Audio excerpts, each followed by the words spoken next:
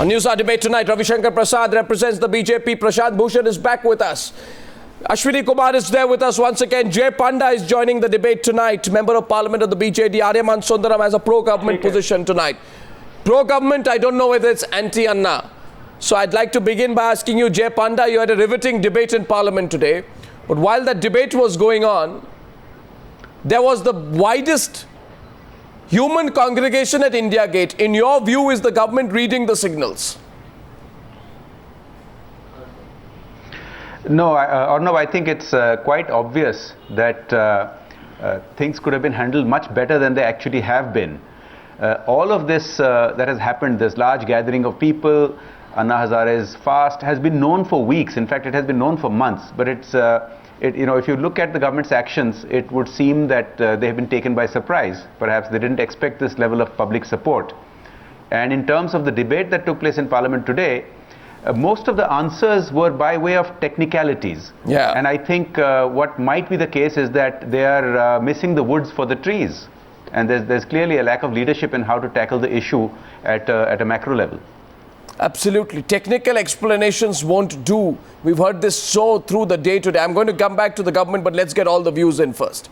Prashant Bhushan, we got this news that the government, the police is agreeing to a 3-week timeline, and then government sources told us, who told you?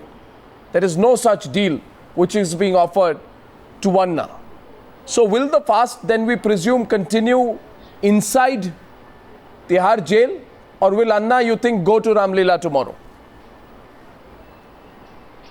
No, Anna has made it clear that unless he gets permission without any further conditions, you see, all the reasonable conditions, those 16 conditions we had agreed to, that there would be no public disorder, that there would be no violence, that we would make our own arrangements, etc. But these unreasonable conditions about the number of days, only 3 days, or number of people, etc., these were not acceded to. These were clearly a violation of the fundamental rights of people to assemble peacefully and protest. So therefore he has made it clear that unless those conditions are withdrawn or not insisted upon by the government, he is going to continue his fast in jail. And it's only when a place is made available, a suitable place is made available, like Ramlila Maidan, that he is going to come out and no, will he agree to will he agree to negotiate that period? Will he say, okay, not 4 weeks, give me 3 weeks, give me 2.5 weeks, give me 10 days? Will he negotiate on that? Will he agree to this kind of haggling? Yeah. I don't think he would now be amenable to haggling. I don't see why the government is insisting on limiting this, because, I mean, in practical terms, this is not likely to go on for even a month. So therefore, the government is just continuing with its series of unnecessary and stupid conditions, I would say. First, by trying to impose these 22 conditions, thereafter denying permission, thereafter imposing 144, thereafter arresting these people, and so on. The government is just proceeding on a knee-jerk manner after seeing the massive public support on the streets. Strong responses. I expect an equally strong response from the government. Mr. Kumar, be assured I'm coming to you. I will allow you your full turn to respond today. But I must go now to Ravi Shankar Prasad. Ravi Shankar Prasad, why do you say the government is arguing technically? Or no, if the issue is basically political, the Prime Minister should not speak the language of CRPC and Penal Code. And what is the main issue? The main issue is profound sense of disgust and anger of the people of the country over the massive corruption which we have witnessed, the biggest since independence. And the Prime Minister is not able to generate that kind of confidence in the people of the country that he is in control of the situation as a political leader capable of stemming the rot. That is the rub of the problem. And therefore, the Prime Minister is a very powerful position, the leader of more than 1 billion people ought not to take shelter behind the police commissioner. Oh, And that's... therefore, the left hand does not know what the right hand is doing. And let me give you a concrete example.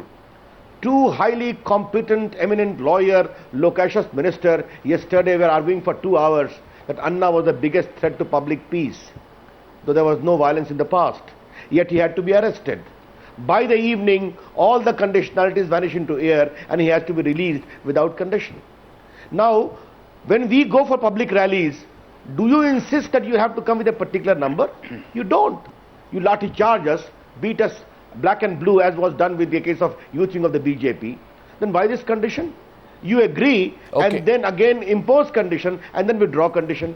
Today you allowed all the people in 50,000 and more to go to the India Gate.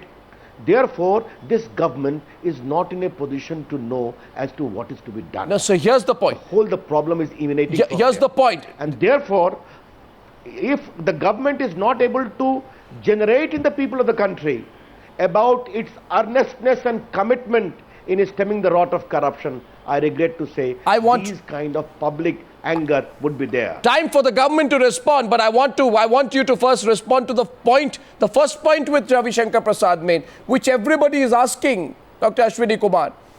The issue is corruption. You tried to make it about Parliament authority being subverted, and you were told by the opposition, we will not bite your bait on that one. Now what will you do? Ashwini Kumar. Oh my God, Arnab, yes, he's back. Go on. Arnab, in all the 4 days of this debate which has been going on ad nauseum, you have put the most profound question just now to me. And permit me now to give you the answer. Corruption is the central issue, no question about it. There is resonance in the country. There is a popular mood against corruption in the country, as indeed it should be. Government, the Congress party and the UPA have never been on the wrong side of corruption. Congress and the UPA government have always insisted that the issues are corruption and the constitutional and parliamentary structures to combat it. You cannot entrust lawmaking to a group of people, howsoever eminent, howsoever laudable may be their cause, sitting in a Maidan doing lawmaking. Now, this being the factual position, it is true that the popular mood generated by the issue of corruption has created a situation where it seems as if the government is opposed to fighting corruption. That is not the issue. Therefore, the government of the day is entitled to take the position, as indeed it is duty bound to, that constitutional processes will not be given a go-by in fighting. How is allowing a fast giving it a go-by? How is allowing it a fast giving it a go-by? Allowing a fast is not giving a go-by to constitutional processes. We have reiterated over and over again that you are entitled to demonstrate, you are entitled to go on fast, subject to such restrictions as the local administration deems fit. Now, given reasonable restrictions, Mr. Ashwini Kumar, 19(1)(b) of the Constitution, 19(1)(b) of the Constitution says, and that's the part which the government never quotes, reasonable restrictions. The reasonableness of your restrictions has been questioned. And your reasonableness of your restrictions, the definition changes every few hours. No, it does not. The reasonableness of the restrictions is determined by the overall context, which is an evolving context. Every day, every hour. They were going to go to the court. They were going to go to the court to challenge the reasonableness of the restrictions. We would have been quite happy going by what the Supreme Court were to say. But now that I think that situation will not arise, they are entitled to question the reasonableness of restrictions. I am not sitting in judgment of the reasonableness or unreasonableness thereof. The local administration took a view. Today, a different context. So you cannot any longer blame the local administration. How can you blame the local administration? No, it is for the police to take a decision on reviewing the situation. So the police is not in charge. The Prime Minister. The police is not in charge. If the Delhi police could concede to all of Anna's demands now, only political instructions could have held them back earlier. I mean, this is so obvious. Well, I don't know. It is inferential. I'm not making process, but all And that is a statement which was given today in the parliament, that the decisions of how to meet a situation, what conditions to be imposed, were those of the local administration. The police commissioner yesterday addressed a press conference saying that this is what they did. Now, all I'm trying to tell you now, Arnab, is in hindsight, everybody can be wise. This is a privilege that is always of the opposition. You can beat the government with any stick you want, just because there's a particular mood. You choose to ride that mood. May I ask these distinguished leaders of the opposition sitting on your channel, how much of this upsurge is owed to them? My good friend Ravi Shankar Prasad has memorized his script. He's not even changed the words. Karan Thapar showed the same words. Arnab Goswami showed the same words. Now, later on in NDTV, it will be the same words. So does it mean they have one stand? It is easy to beat us. Do you want them to change their stand? I let the opposition respond. I want them at least to change the language, the word terminology, the words. It is a rote by heart, which is being repeated ad nauseum on every channel. Now here's a question tonight. Of the tone of the question. Is the government buying time? I see a lot of rebuts. Mr. Sundaram, coming to you, but I must let Ravi Shankar Prasad rebut to this building situation. A charge is, insinuation is, how much of this protest is owed to you? Which means the opposition is backing Mr. Prashant Bhushan and Team Anna. Yes, direct charge made. Let Mr. Prasad respond first. Mr. Bhushan, coming to you after that. Arnav, I am indeed surprised that my very good friend Ashwani has also a problem with my language. At least he could have found a better logic to at least expose my argument, or at least controvert my argument. Well, Arnav, what is the real problem? The real problem is who is in control. I repeat that. In the morning, Anna Hazare is a villain. In the evening, everything becomes all right. And let me take one argument of Honorable the Prime Minister today, what he said in the Parliament. Because supporters of Anna were likely to go to the Supreme Court, therefore it was withdrawn. Therefore, you are not sure of the grounds on which you have detained him or arrested him? It is a political decision taken. Then we heard that the General Secretary has come, he has chided them, you please withdraw it. I am again saying who is in control of the government is not evident. Ashwani Kumar may have a serious problem with my language. But my friend Ashwani, you cannot fault with the language of pain of the people of the country. And my serious concern is this government is not understanding the language of pain of the people of the country. They are not able to generate the kind of assurance to the people of the country that they are in a position there's a bigger commitment to take action against corruption. There's a bigger charge. Just a minute. A minute. Just give me one line. We have debated this issue a number of times or no. And let me repeat again. But for assertive opposition inside and outside the Parliament, aggressive media, your channel, you included, an intervention by the Honorable Supreme Court, no action would have been taken, whether it was 2G, whether it was Commonwealth, we know it very well. The pious declarations of my friend Ashwani notwithstanding. But those are hard facts. But there's a very serious charge made. We have debated there's a very serious charge. I'm letting you rebut, Mr. Kumar, but I must go to Mr. Sundaram. You see, there's a very serious charge made.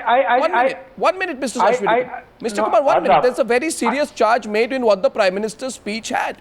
I want to quote it, Mr. Sundaram, I want to draw you in now. The charge is, there are forces trying to sabotage our country in its growth by engineering internal dissent that are trying to stop India from finding a Prime Minister, I'm quoting the Prime Minister verbatim, from finding its true place in the comity of nations. We must not play into their hands. It seems as if the KGB has been resurrected, the CIA, KGB, the entire, all the MI5 and God knows how many other intelligence agencies are working to engineer what's happening on the streets. Mr. Sundaram. Adna, before we start looking at the whole world to see what the problem is, let us understand what the exact problem is. What you're seeing today is nothing but an outlet of frustration. It's a frustration because of years of rampant corruption, for which I must lay the blame equally in the doorsteps of both Mr. Prasad's party and Mr. Ashwani Kumar's party. The fact of the matter is we have had rampant corruption, we have price rises, we have inflation, and we have an increasing demographic profile of the youth who are angry, who are agitated. What you're seeing today is nothing but an outlet for frustration. Anna Hazare is nothing but a catalyst. He is just a catalyst. He's a person there who's today people are rallying around to just get an outlet for their frustration and nothing more.